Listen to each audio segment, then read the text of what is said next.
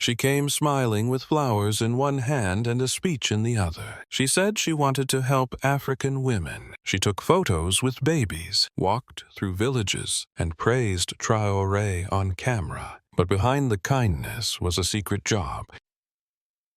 And when the truth came out, she didn't just lose her fake charity. She cried as the whole world watched her get exposed. Her name was Claire Dubois, a young blonde woman in her early 30s with a French accent, expensive sunglasses, and a calm voice. She arrived in Ouagadougou as the director of a Western NGO called Hope Forward, claiming to support girls' education and women's health. She gave interviews on state TV praising President Ibrahim Traoré for giving African youth the courage to dream. She visited schools, took selfies with market women, and donated boxes of books and solar lamps. It's not about politics, she said. It's about people. But she wasn't here just for people. She wasn't even based in Burkina Faso. Her real base was in Abidjan, Côte d'Ivoire, and her real job was much darker. While she toured rural villages by day, her nights were filled with encrypted phone calls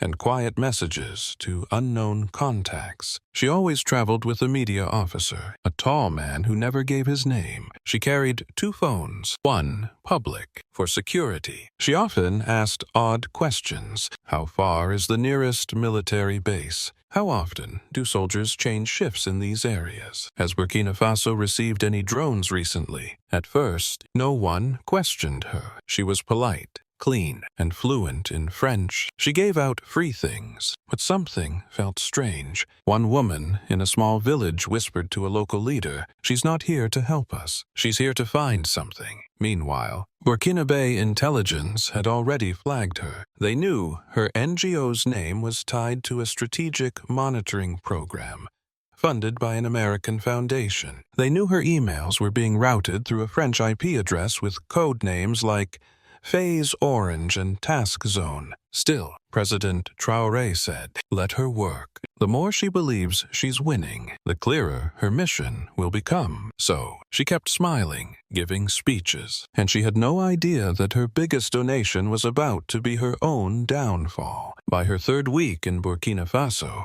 Claire Dubois was everywhere. She'd shaken hands with ministers, been on state radio, and even took a photo with schoolgirls, holding up a sign that said, "Africa first, women always." But behind the smiles, her real work had begun. She had visited 9 villages in 7 days, each near military training grounds, oil depots, or drone watchtowers. She said she was inspecting field progress, but what she was really doing was making a map. One night, in her hotel room in Ouagadougou, she opened her laptop and began marking red circles across the country. She named the file BF Field Access V2. The circles weren't schools. They were military routes, border patrol bases, and drone delivery lines. That same night, she attached the map to an encrypted email addressed to a contact, saved under the name Melvin. The server wasn't in France. It wasn't in the US. It was traced to a NATO-linked office in Abidjan, Côte d'Ivoire.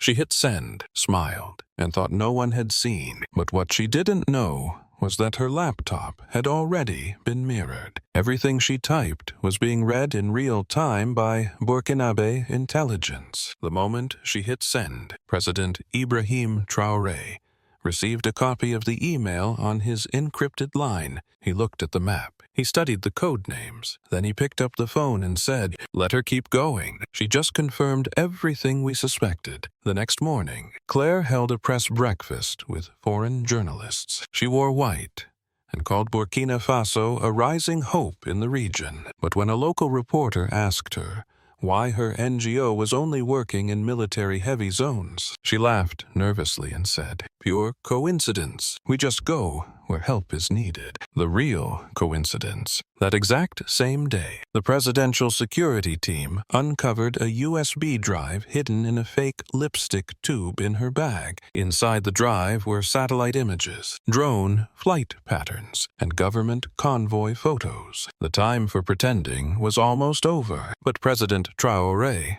didn't want her arrested in silence. He wanted the world to see it. so he sent her a polite invitation. "You are invited to speak at the National Conference on African Sovereignty as a guest of honor." She accepted, excited, confident, and completely unaware that she was walking into her own public exposure. The event was grand. Flags waved, cameras flashed, and the red carpet stretched across the steps of the National Assembly Hall. Inside, hundreds of people gathered: ministers, students, foreign diplomats, and journalists. At the center of it all sat Claire Dubois. She wore a bright African dress. She smiled at everyone. She waved like a celebrity. A banner above the stage read, "African Sovereignty. Our voice, our future." Claire had been asked to speak on the final panel, a closing session called "How Foreign Partnerships Empower Africa." She prepared her speech carefully. Partnership, she wrote, is built on love, truth, and trust. But as she rehearsed backstage, she had no idea that the president she had praised so many times was about to turn her praise into her downfall. President Ibrahim Traoré arrived without fanfare, no speech, no announcement. He simply walked in during the middle of a panel, sat quietly, and watched her from the third row. She noticed him. She smiled again, and then, when her name was called, she stepped onto the stage with full confidence. "Burkina Faso is a shining light," she began. "I have walked its villages, spoken to its women, seen its hope." The audience clapped politely. She continued, "We, the global community, are not here to control. We are here to serve. We are your friends." And then President Traoré stood up. The crowd turned. The moderator stepped aside. Traoré walked slowly to the front of the hall. "Madame Claire," he said gently, "you speak of trust. Would you trust us enough to answer a few questions live?" Claire froze. "Of course," she replied, trying to laugh it off, but the room was silent now. The clapping had stopped. Cameras had zoomed in, and on the screen behind her, a file appeared labeled BF Field Access V2 PD. She turned. Her eyes widened. It was her map, and this conference was no longer a celebration. It was the beginning of a reckoning. The screen behind Claire glowed with red circles, marked locations, and coded names. She blinked. She swallowed hard. The smile disappeared. The file on display wasn't some random image. It was the exact classified military access map she had sent 2 nights earlier from her hotel room to an encrypted server in Abidjan, Côte d'Ivoire. President Ibrahim Traoré stood calmly in front of her. "Claire," he said softly, "do you recognize this?" She hesitated. I'm not sure where this came from." He didn't interrupt. Instead, another document appeared behind her, an email. The sender, Claire Dubois, Hope Forward. Org, the subject, Phase Orange. Tracking, calm vehicles. Civilian friendly zones. The body, BF West routes exposed. Minimal resistance from volunteers. Use school visits for visual confirmation. Mission continues. Her own words. Gasps filled the room. Even the foreign diplomats leaned forward in disbelief. A local journalist stood up from the back row and shouted. She was spying on the army, using women and children to hide her mission. Claire's hands began to shake. "This isn't what it looks like," she said quickly. "I was only sending data for fundraising." "Fundraising?" Traoré asked quietly. He turned to the audience. "We cloned her devices, every file, every message. We traced her instructions from Abidjan to a NATO-linked office titled Cultural Research Desk. She said she came to help our women, but she came to weaken our defense. And worse, she did it while holding our children's hands." Claire started crying. Tears ran down her cheeks as the truth hit her. Not just the evidence, but the eyes of hundreds of people watching her crumble on stage. One woman in the audience stood up and shouted, "You used us. You lied to us." Another whispered, "She took photos of my child. I trusted her." Claire dropped the mic. She looked to Traoré.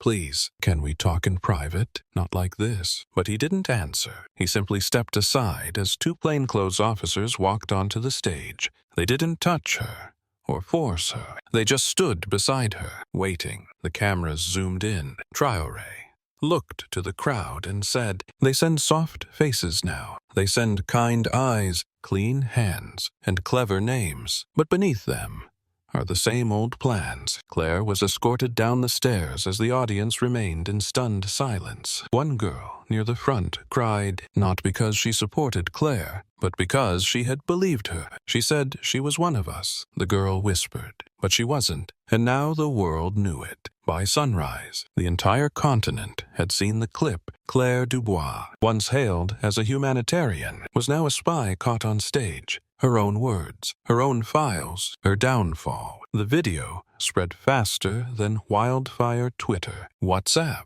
TikTok, Al Jazeera, BBC. Every outlet ran the headline, "Traoré exposes foreign operative masquerading as charity CEO." Some tried to defend her. A French newspaper called it a misunderstanding. A US-based NGO said she was gathering data for research purposes, but no one could explain the emails. No one could explain the map. No one could explain the fake lipstick USB filled with satellite footage of Burkinabe military sites. That afternoon, a secure line rang inside the presidential compound. President Ibrahim Traoré answered it himself. On the other end, Alassane Ouattara, president of Côte d'Ivoire. "Excellency," Ouattara said, "I ask that we treat this matter with diplomacy. This woman holds cross-border ties. Let us handle it quietly." Traoré didn't raise his voice. He didn't even pause. "She sent sensitive intelligence from your capital to parties operating in Paris and Washington. She stood in our villages with lies in her pocket. You can handle your guests however you want.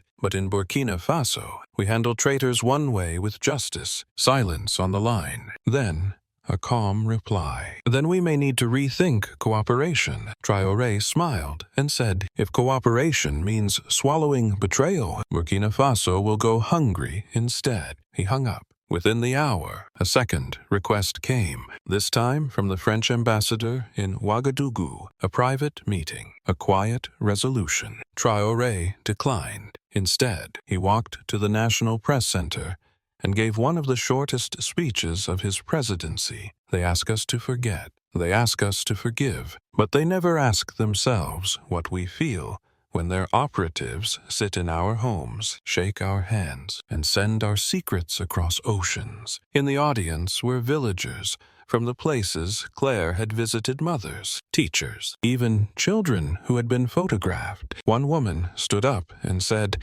"President, thank you for protecting our trust." That night, across Africa, people didn't just talk about the spy. They talked about the moment the mask was pulled off.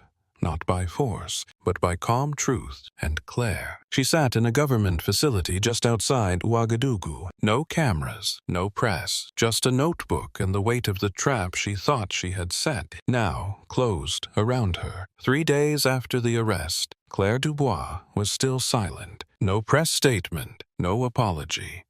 No embassy official could clean up what had already burned across the internet. Inside her holding room, she was no longer the smiling CEO who stood on stage. She was just a woman, staring at the walls. Her mission collapsed under the weight of its own lies. But outside, Burkina Faso had already moved on, not in forgetfulness, but in strength. In a packed hall at the University of Ouagadougou, students held an event titled, "They Used to Send Soldiers. Now They Send Smiles." Paintings were displayed. Speeches were given. But the most powerful moment came when President Ibrahim Traoré walked in unannounced. He stood before the young audience and spoke plainly. They used to come with guns. Now they come with cameras. They used to hide behind uniforms. Now they hide behind causes. But whether they wear suits or scarves, whether they speak French or English, if they come to break us, they will leave exposed. The crowd stood and applauded for almost a minute. But Traoré wasn't done. He pointed to the projector screen, where a single sentence appeared bold, simple, unforgettable. "The next one they send will be received the same way, calmly watched and unforgiven. That line spread across Africa within hours. Young people turned it into stickers. Poets turned it into verses. Activists painted it on walls from Dakar to Dar es Salaam. Even some Western journalists began asking tougher questions back home. Why do we keep getting caught where we claim we're helping? Meanwhile, the story of Claire Dubois became a symbol not just of espionage, but of a larger truth. Africa is no longer soft ground, and Burkina Faso, under Ibrahim Traoré, will no longer bow to diplomacy dressed as deception. As for Claire, she was eventually released, but banned for life from re-entering Burkina Faso or any allied Sahel nation. Her name is now remembered not for her charity, but for the moment she stood on stage holding a microphone and found herself caught, exposed, and crushed by the truth.